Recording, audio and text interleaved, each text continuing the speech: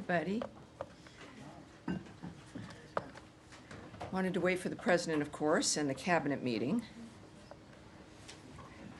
Not that there's anything to say. Thank you for being here. I appreciate it. I think it's still a lovely day out, but someone should tell April to not think that she's February. Somebody's got to check in with her and see what's going on. Thank you all very much for being here. I appreciate it. And let's start with a couple of announcements here, as usual. Of course, I'm Tammy Bruce, your spokesperson for the State Department. To begin, we are pleased to share that American Ksenia Karelina is on her way back to the United States. Ksenia was detained in Russia for more than a year and will soon be reunited with her loved ones. We have not forgotten about all of those who Russia continues to unjustly detain, including American Stephen Hubbard. President Trump's team, at his request, engaged with Russia on Ksenia's case. Secretary Rubio, Special Envoy Witkoff, CIA Director Ratcliffe, National Security Advisor Waltz, and Special Envoy Bowler mobilized their teams to bring her home. We thank the government of the UAE for their support enabling the exchange. President Trump and Secretary Rubio will continue to work for the release of all unjustly detained Americans. And now to trade. President Trump continues to put American workers first by bringing trading partners around the world to the table with a fresh perspective to achieve reciprocity and fairness. Yesterday, the president showed the promise of his support. More than 75 countries recognize the benefit in working with the United States. Many negotiations are now underway. President Trump has also been very clear on China. China's decision to retaliate is emblematic of its decades of aggressive and unfair trade policies, and President Trump has taken appropriate action in response, announcing that the United States tariff on all goods from China has again increased. China's unfair trade practices are hurting not only the United States and our workers, but also market economies around the world. China has actively undermined the world trading order for decades. It is high time to correct that imbalance. President Trump is the first world leader brave enough to do so. Lastly, I want to share a message from Secretary Rubio to the people of the Dominican Republic. As the Secretary said, we are, quote, united in prayer as the people of the Dominican Republic grieve the recent tragedy that took place in Jet Set nightclub in Santo Domingo, which also resulted in the unfortunate death of at least one U.S. citizen and U.S. legal permanent residents. While rescue efforts remain ongoing, our hearts go out to the families and loved ones affected by this devastating event. The U.S. stands ready to support our Dominican allies amid this obviously horrible and difficult time. And now, turning it over to questions. Where will I begin? Matt Lee with the AP. Hello. Thank you, ma'am. Two things I just want to check to make sure that you don't have anything to add either on the release of the American or on the Russia-U.S. talks in Istanbul from the statement. Do you have anything to add on either of those? Well, I have a few things I can add because please. I'm talking and I Please can't do. shut up. That's my situation here. So obviously we know this situation is that one thing I want to reinforce that I mentioned in my announcement is calling on Russia to release Stephen Hubbard, who has been detained for nearly 3 years. We continue to work to free Mr. Hubbard and all other Americans unjustly detained, and we have not forgotten about all those Russia continues to detain in this manner, to say the least. To secure Ksenia's release, Russian national Arthur Petrov, your alarm's going? Arthur Petrov was returned to Russia. And that is all I'll share in that regard. But obviously she is on her way home, and that is what the story is in that regard. And that's a promise President Trump made when he first came into office, was to make sure that all Americans being held around the world would, in fact, be home. And your other issue? Well, on the Ukraine, sorry, not Ukraine, the Istanbul meeting between the U.S. and Russia, presumably this swap did not come up there, but do you have anything to add to what was in the statement that came out earlier? I do, And let me get that for us. I think we have that right here. And I'm not quite sure why I don't, I might have to run, Okay, well, come then back around to you. I'll just go to my last one. What I can, for those of you not knowing what he's asking about is a technical meeting in Istanbul regarding the bilateral relations and the embassies for both of us. And that's again, that has happened before. Again, it has nothing to do with Ukraine, nothing to do with expanding our relationship in any fashion in that regard, but really just about the nature of our embassies and the ability to manage them and conduct business as one would normally expect to be able to do so in a diplomatic mission. Okay, so then to my question that maybe you can answer a little bit on is the departure of Ambassador Brink from Kyiv. Do you have anything to say about that?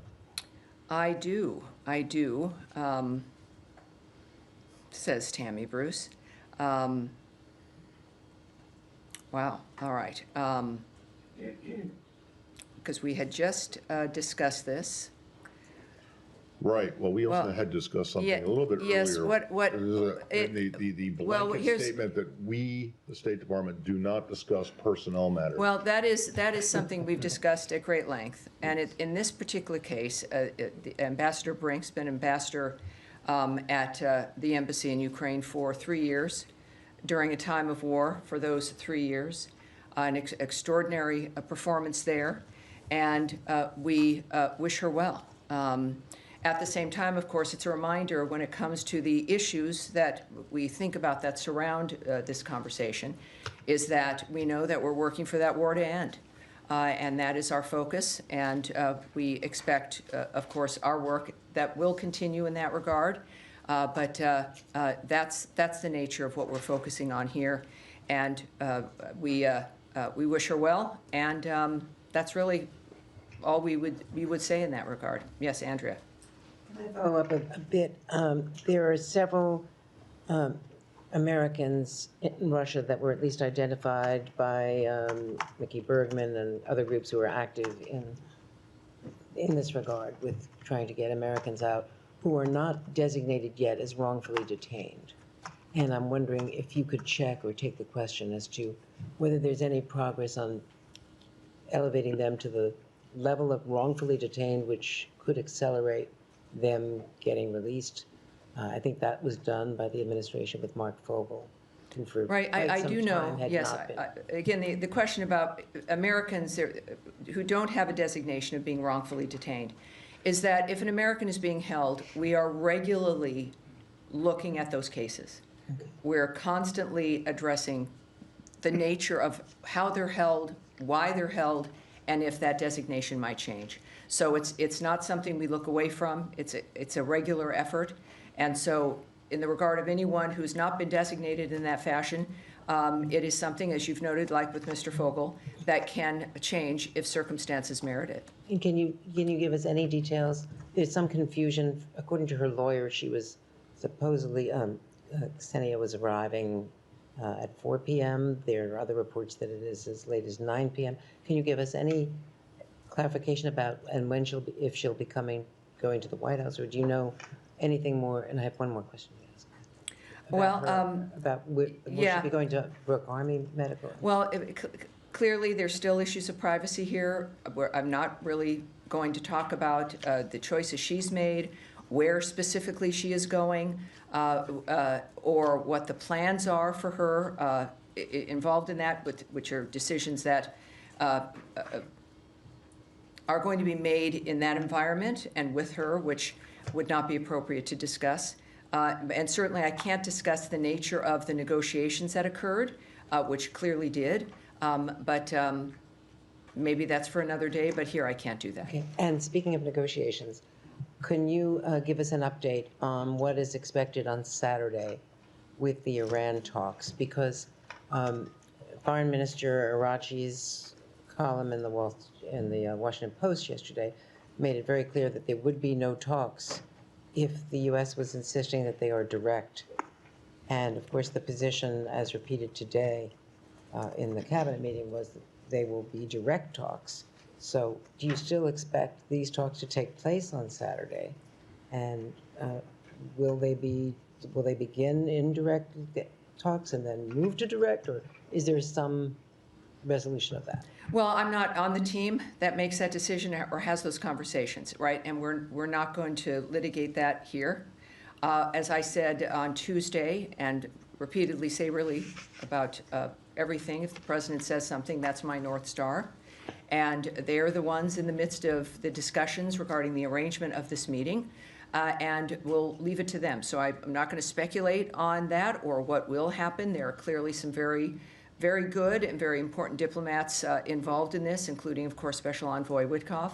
And we'll leave it there. We'll find out. At this point, yes, that is still underway. It's happening, and we look forward to it as a good first step to find out if the Iranians are serious. All right, yes, in the back there, yeah. Thank you. A couple of questions. Just to be super clear, did you Well, just... a little bit, Nadia, please. Yeah, just to be super clear, did you just confirm the resignation of Ambassador Brink? I'm sorry? Ambassador Brink's resignation, did you just confirm that? Because you wish her well. Well, she's returning home, yes. So that's official. Thanks so much. For those of us who have been following, this from the very beginning, we couldn't help but notice that Ambassador Brink has been limited with naming Russia, recently, particularly during the past couple of weeks, when it comes to talking about Russian attacks on Ukraine. Was there any instruction, any pressure on her for not naming Russia from this building? Well, I'm not aware of anything like that. Certainly, I wouldn't speak to anything regarding that, regarding personnel, regarding a diplomat, and the internal dynamics that might occur.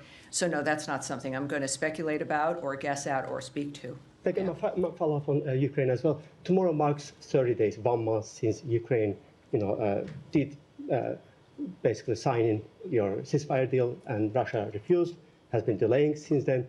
And as we speak, they keep attacking Kyiv right now. May I get your perspective on that, please? Well, the perspective, I think everyone understands the perspective, is that President Trump is involved in this. We've got the best diplomats in the world, with certainly being led by Secretary Rubio. All of our leadership, particularly President Trump and Secretary Rubio in public, have made it clear what's at stake when it comes to the nature of this situation ending. It is a dynamic that will not be solved militarily. It is a meat grinder. There is nothing else can be discussed for the outcome until the shooting and the killing stops. Secretary Rubio made clear at NATO in his press conference that we would, in fact, know in a matter of weeks if Russia was serious. And so we'll take him at his word, certainly, as we do. And I think Russia certainly needs to take that seriously, and we'll play that out. But this is not going to go on for 6 months or a year or anything else.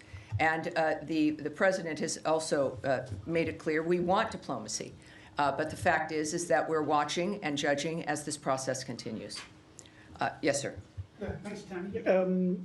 I wanted to have a comment. The French president yesterday said that France would recognize a Palestinian state within months, and he suggested that he could do it alongside Saudi Arabia at a UN conference in New York in June. The U.S. has long opposed any unilateral recognition.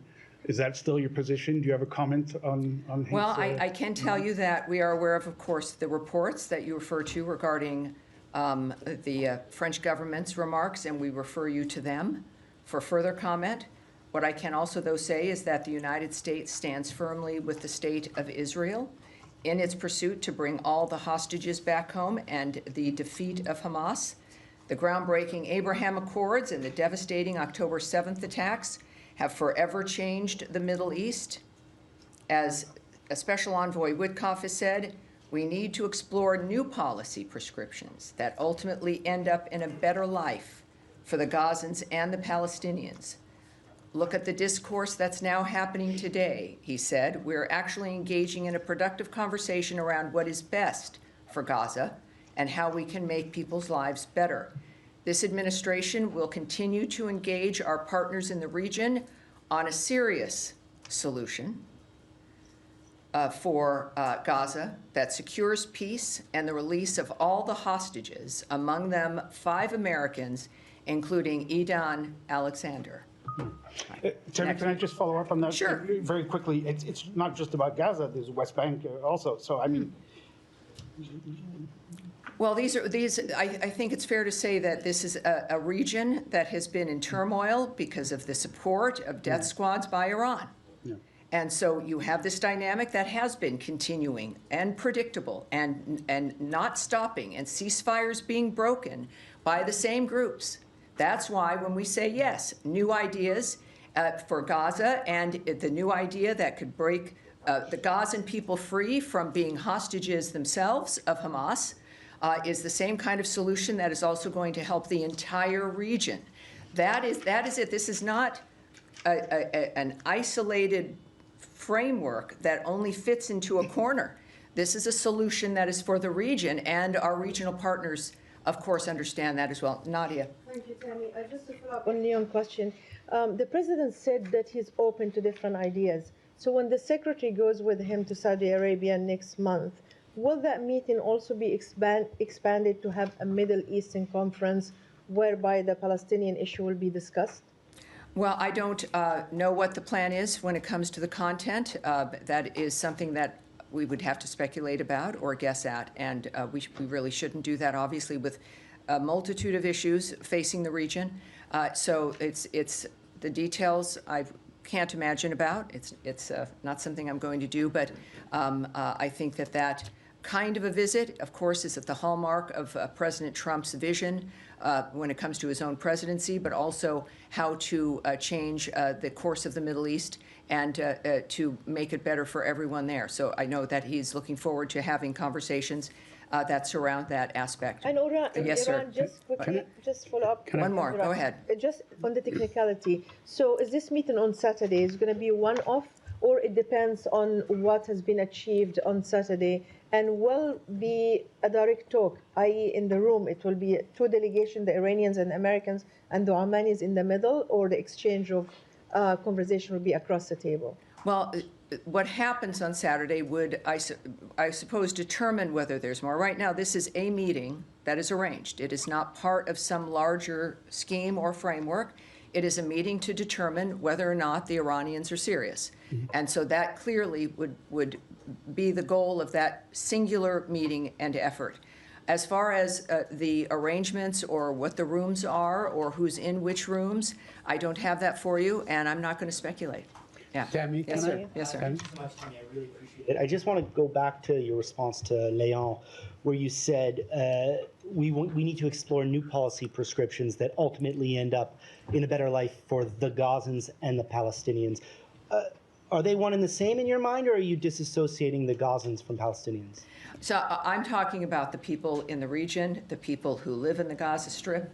That's who we're talking about, the people who face a danger every single day because of the nature of what Hamas has done to that region and to that strip of land.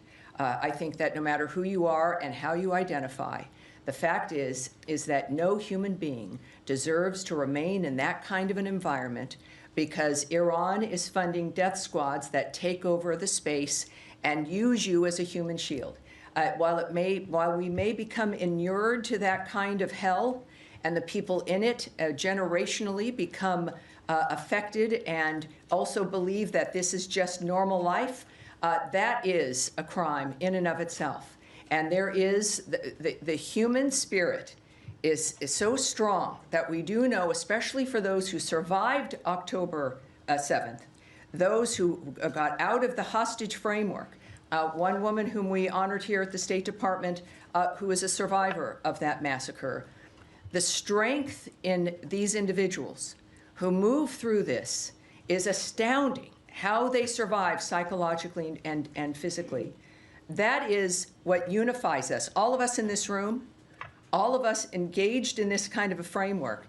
It's that it's human beings, it's families, it's mothers and fathers, it's young people dancing at a music festival, it's people of faith, it's people of no faith, it's people who just simply are looking forward to that night or to getting married or to having children or thinking about college or thinking about moving somewhere or just living their life as their parents lived their lives.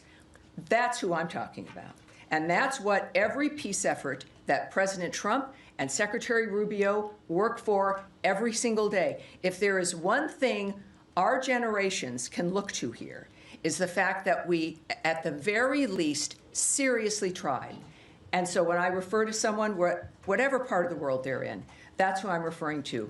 The Israelis, the Arabs, the Egyptians, the Palestinians, people of Gaza, Jordan, whomever.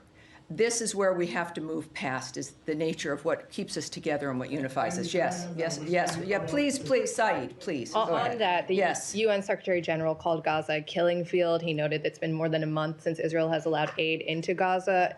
Are you guys pushing Israel to allow humanitarian aid into Gaza, given it has been a month and conditions are incredibly dire, people are dying, and you just mentioned folks need to be able to live? Sure, quality yes, they life. do. And when there was, of course, a ceasefire. Aid was flowing into the region. People were getting food and other aid that they needed, including medical aid, because of the ceasefire that allowed that to move forward. We, of course, stand by our ally Israel. The ceasefire was abandoned by Hamas. You know, it's not just a feeling, it's a fact of the matter, that there was a ceasefire and aid was flowing. Hamas abandoned that ceasefire, decided that it was, I don't know what they would decide, but it's the kind of thing that monsters do and continue to do. So obviously, the work does continue every single day in that region and other regions to stop the fighting, to make sure that civilians are protected, that the next day that they might still be alive. So because you might not see something in the news, and I know this is your business, doesn't mean, or you don't see announcements, doesn't mean that that work isn't continuing to regain that ceasefire so that aid can continue, as we also stand by Israel and the nature of what's happening for them and how, as they still deal with the fighting. This is not good for anyone in that region. But yes, our work continues to get back to that ceasefire, to make sure that people can get aid and to survive this, which is the sole focus of all of our efforts for that region. Can I just quickly yes, follow sir, please, go ahead, sir, yes. With regard to extradition of the Abu Rana, who was convicted in the Mumbai terrorist attack and sought after in India, he has been transferred to India right now. He landed in India this morning, U.S. time. How does the secretary sees this as a message to the terrorists who have operations from U.S.? Yes, that we do have an update for you on that.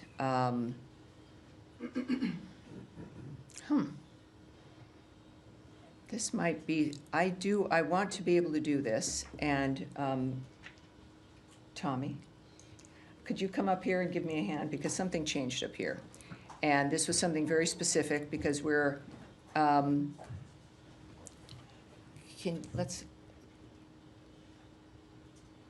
I don't want to speak randomly here. There we go. Thank you, sir.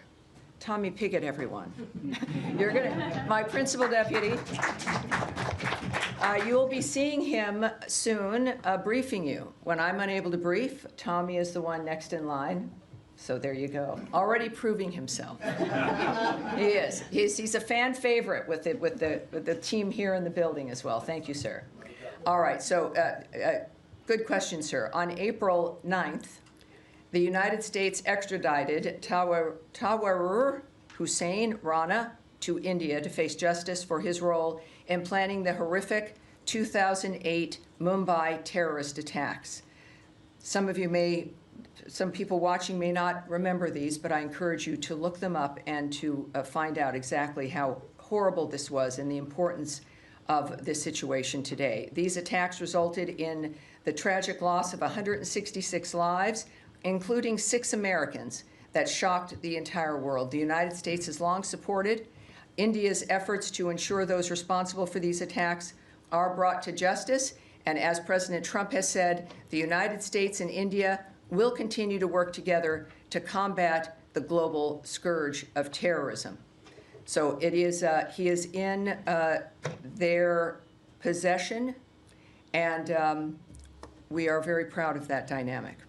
Thank you. Yes, All right, yes, sir, in the glasses here. One more on Iran. The senior advisor to the Iranian leader, Ali Shamkhani, today said that if military threats continue against Iran, Iran will kick out IAEA inspectors and hide its enriched material. What's the U.S. reaction to that? All right. First of all, these actions, the threat of that kind of action, of course, is inconsistent with Iran's claims of a peaceful nuclear program, right? Also, expelling IAEA inspectors from Iran would be an escalation and a miscalculation on Iran's part.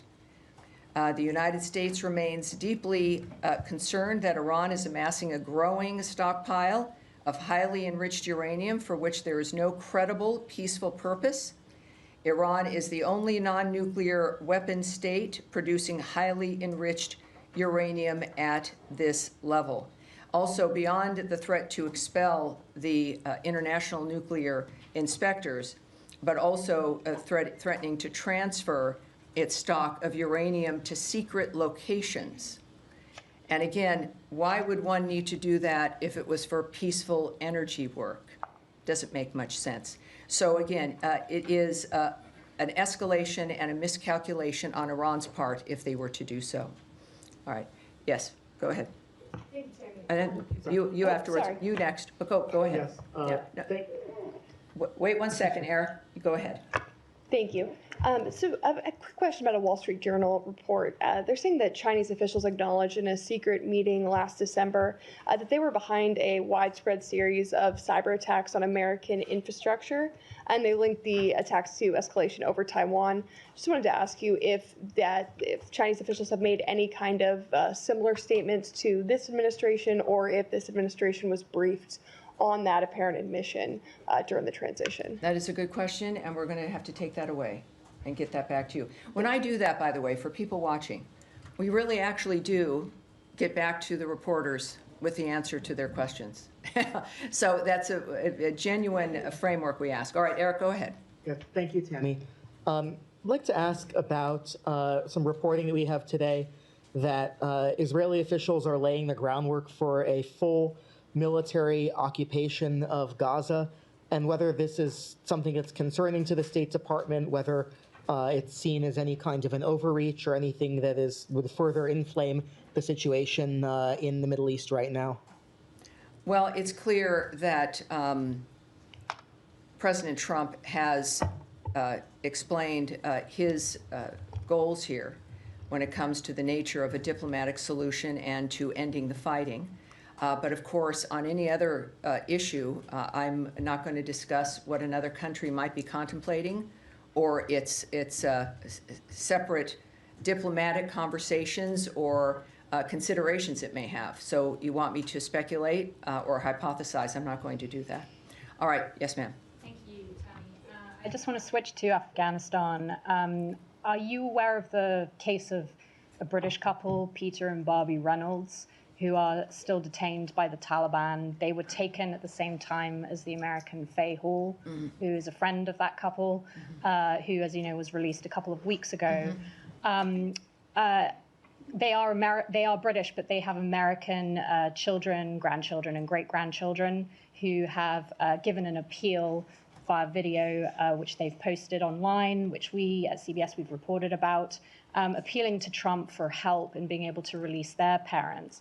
I was wondering if you are aware of whether there was any effort to coordinate between the US and the British governments to get all of them out at once, and if there has been any outreach to offer to help with the US helping to get their release from Taliban custody since. Well, it's we're aware of the reports, of course. We're aware that they're held. They're British citizens. I would suggest, I don't know if you've checked with the British government. I think they would have the most specific actions if they're being taken for their citizens. But so that's all I have for you. And can I just have one on to the Taliban as well, relatedly? Sure. There were reports a few days after that visit by former envoy for Afghanistan, Zalmay Khalilzad, and the special government employee Adam Bola, when they visited Kabul in March. A few days after that, and American George Glasman was released, a few days after that, the bounties on senior Taliban officials' heads were lifted. Did the US government lift bounties on Taliban officials in order to get Americans out? Is that something you're aware of, and do you have any comment? I know that this, I think you'd asked this once before. What I can tell you is that those frameworks are always being looked at and dealt with. I can't speak to any kind of exchange in that regard. We do know the that... Secretary did tweet about it as well. He did tweet about George Glasman and had mentioned that the Taliban, that they shouldn't be doing this. And so I was just wondering if the two were Well, connected. they're still, these are individuals who are designated terrorists. The groups remain designated terrorist groups. None of that has changed. And that's what I can tell you. That's, I think, the story here is that none of that has changed. Yes, sir. Thank you, Tammy. Appreciate it. Relative to the Iran talks, meeting, friendly chat, whatever. It's a meeting. It's just a meeting. On yes. I Saturday. don't know if it'll be friendly. It'll be a meeting, an important one. I want to go back to an older story that's kind of petered out a little bit. A former special envoy for Iran, Rob Malley, was suspended and had his security clearance revoked as a result of some alleged violations of security processes. Republicans were screaming about getting documents from the State Department in an update, and then January rolled around and Republicans kind of went silent on the issue. I'm trying to find out if the State Department can provide any update or commit to providing any update on that scenario. Well, I can get you an update once we take it back and look for that update. Thank you. I'll get that to you for sure. Yes, ma'am. Thank you, Tammy. I have two questions on North Korea.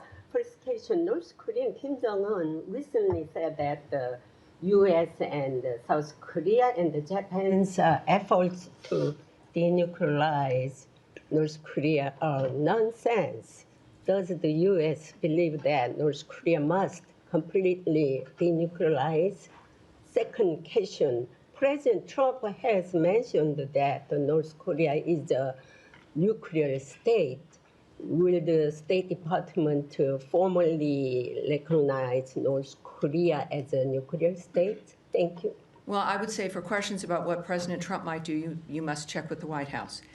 We do know, of course, that the administration has made it clear that North Korea has to be a denuclearized state. So that's the only thing that's acceptable in that regard. Yes, please. Just a couple of questions coming back to the Russia prisoner swap. I'm wondering, this swap that happened today, how do you see that as connected to the talks? You know, is this a positive sign for Russia's willingness to make concessions when it comes to Ukraine? You know, I think that I think that the president's been very clear that there's one thing on the table with Russia, which is the ceasefire. Yeah. That there's no other dynamic that's going to be addressed or facilitated until that is dealt with. The president did make a few comments at his cabinet meeting regarding the situation and how it was brought to his attention, and the fact that he pledged, again, this is not a lark on his behalf. This was a pledge that he's made throughout the campaign and has been a hallmark of his administration, and he's acted on that.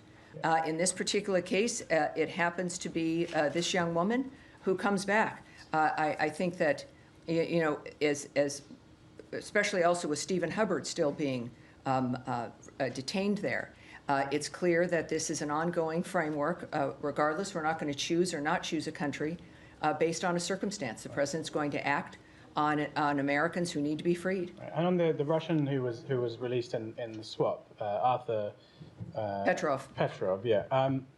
So he was detained and extradited from Cyprus, I believe, related to rules that the previous administration had imposed on Russia, which were about making sure that the Russians didn't get access to U.S. microelectronics for their military programs, right? So the fact that you've released this guy who was detained for breaching that, does that he was returned to Russia. He wasn't released into the wild. He was returned to Russia. Does that signal some softening of the U.S. Well, restrictions the on Biden Russian administration hadn't talked to Russia at all. I mean, President Trump is the first to engage with Russia for years.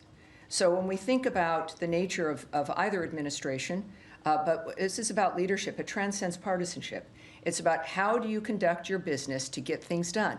Do you just simply not talk to people and turn a blind eye and do nothing? Or do you engage when it comes to stopping the carnage, stopping wars, getting people released from being unjustly held, or just even getting Americans back home? You've got to engage with people to do this. And Secretary Rubio's made it very clear, is that when they've asked if he trusted Putin as an example, he talked about that in this dynamic, you have to deal with what people do and what they don't do. That trust really isn't the issue. It's about expectations, what people are supposed to do, and whether they do them or not. And you can then talk. You must be able to talk with everyone if you want to get results. And I think that that's what we have in this administration. And we see it every day, including today and with her release. And we'll see it on Saturday. We'll see it constantly from both Secretary Rubio and President Trump as we work to make the world a better place. And that is it for today. Thank you, everyone. Next Tuesday, I will see you then. Someday you will be entertained by Tommy Pigott. Yes.